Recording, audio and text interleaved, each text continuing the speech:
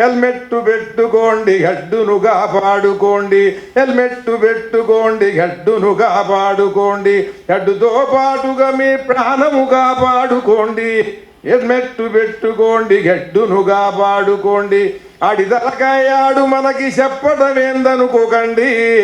మీ తలకాయ గట్టిగుంటే మీకే మంచిదండి. హెల్మెట్ పెట్టుకోండి, హెడ్డును కాపాడుకోండి. చెట్టు మించి కింద పడితే జామ పండు సితుకునండి. పైకొమ్మ మించి పడితే మామిడికాయ పగులునండి. ఎంతెత్తు నుంచి పడినా కొబ్బరికాయ ఏం కాదండి. అది తెలివిగా పీసుతో హెల్మెట్ పెట్టుకున్నదండి. హెల్మెట్ పెట్టుకోండి, హెడ్డును కాపాడుకోండి. హెడ్డుతో పాటుగా మీ ప్రాణము కాపాడుకోండి. హెల్మెట్ పెట్టుకోండి, హెడ్డును కాపాడుకోండి. పాలలో రొట్టెలాగా మెదడు మెత్తగుంటదండి. చక్కని ఆలోచనలతో గొప్పోణ్ణి చేస్తదండి. మెదడును కాపాడుకొనుట మేధావుల బాధ్యతండి. కూసున్నోళ్ళు కూడా హెల్మెట్ ధరించండి.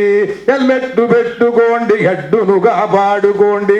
హెడ్డుతో పాటుగా మీ ప్రాణము కాపాడుకోండి. హెల్మెట్ పెట్టుకోండి, హెడ్డును కాపాడుకోండి. తలకి తగిలి పిచ్చెక్కితే బతుకు ఘోరమవునండి. తలే పగిలి చనిపోతే కుటుంబమే కుంటునండి. కనుక తలకి హెల్మెట్ పెట్టి క్షేమముగా ముందుకి పొండి. అది మీ తలపై ఆ దేవుని అభయహస్తమనుకోండి. హెల్మెట్ పెట్టుకోండి, హెడ్డును కాపాడుకోండి. హెడ్డుతో పాటుగా మీ ప్రాణము కాపాడుకోండి. హెల్మెట్ పెట్టుకోండి, హెడ్డును కాపాడుకోండి. రాత్రి 7:45 5/4/21 రాశానండి. ఇది ఆ కరోనా సమయంలో ఓర్లాండోలో డాక్టర్ పట్టిసబ్బు జోగి గారని పీడియాట్రిక్ బ్రెయిన్ సర్జను, ఆయన నాకు ఫోన్ చేసి ఇండియాలో ఈ హెడ్ ఇంజ్యూరీలు బాగా జరుగుతున్నాయండి.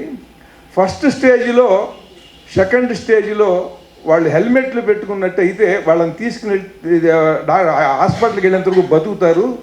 థర్డ్ స్టేజ్ అనేటువంటిది అది మనం చెప్పలేం. కానీ ఫస్ట్ సెకండ్ స్టేజీల్లో వాళ్ళకి దెబ్బ తగలకుండాను, తగిలిన హాస్పిటల్కి వెళ్ళేంత వరకు కూడా వాళ్ళని రక్షించేది హెల్మెట్.